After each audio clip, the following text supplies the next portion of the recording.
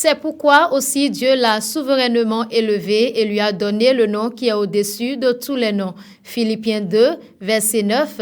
Bonjour et bienvenue à chacun et à tous dans ce flash d'information. La mort paraît si mystérieuse qu'elle suscite question sur question, réponse sur réponse. Chacun aborde le sujet selon sa compréhension des choses. Mais qu'en disent les Saintes Écritures? Le vice-président de la Confédération béninoise des églises évangéliques, CBEE, S.Kaeb, révérend Nazaire Hunkpadoudé, nous dévoile la vérité divine sur le sort de l'homme après la mort à travers la parabole de Luc 16, des versets 19 à 31. Il y avait, je lis à partir du verset 19, il y avait un homme riche qui était vêtu de pourpre et de fin lin et qui chaque jour menait joyeuse et brillante vie. Un pauvre nommé Lazare était couché à sa porte, couvert d'ulcères et désireux de se rassasier des miettes qui tombaient de la table du riche. Et même les chiens venaient lécher ses ulcères. Le pauvre mourut et il fut porté par les anges dans le sein d'Abraham. Le riche mourut aussi et il fut enseveli.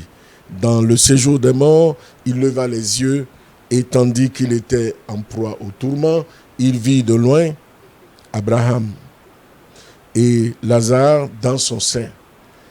Il s'écria, « Père Abraham, aie pitié de moi et envoie Lazare pour qu'il trempe le bout de son doigt dans l'eau et me rafraîchisse la langue, car je souffre cruellement dans cette flamme. » Lorsque le premier mourut, Lazare, quoiqu'il fût pauvre, ce n'est pas parce qu'il était pauvre. Ce n'est pas non plus parce que l'autre est riche qu'il a eu le sort qu'il a eu. Donc le pauvre mourut et il fut porté par les anges dans le sein d'Abraham.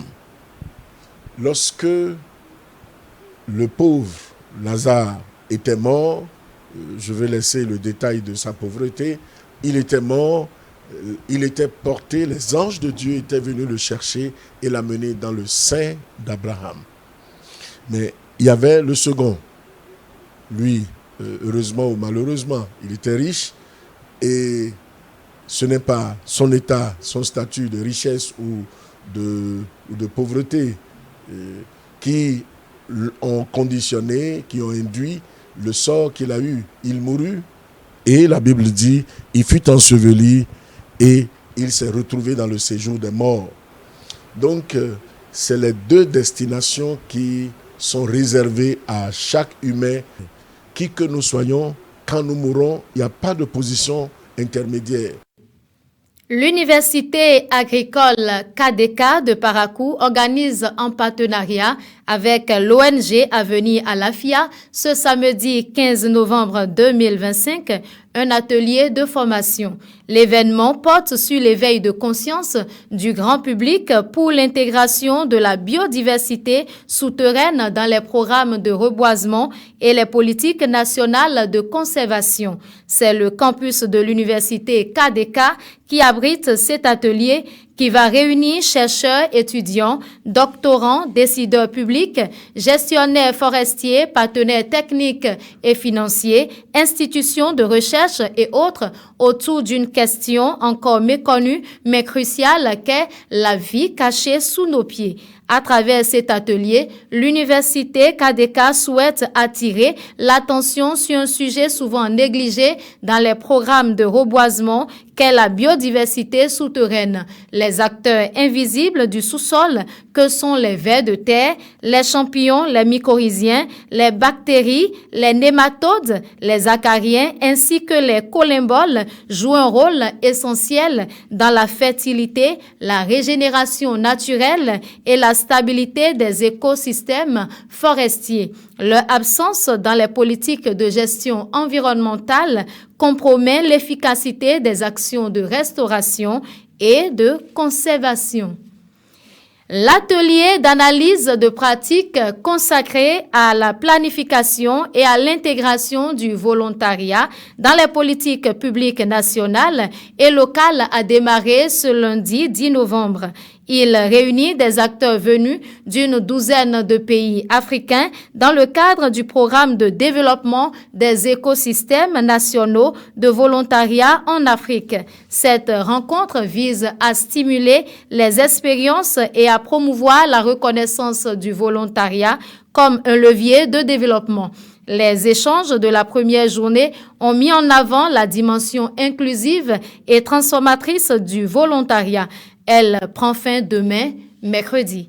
Passons à une autre information hors du Bénin. La conférence de l'ONU pour le climat a démarré ce lundi 10 novembre 2025 à Belém. Organisation non gouvernementale représentant de peuples autochtones et petits États insulaires des Caraïbes et du Pacifique ont mis en avant la nécessité vitale d'agir en faveur d'une transition climatique équitablement financée. À l'ouverture de la COP 30, la société civile pousse à l'action.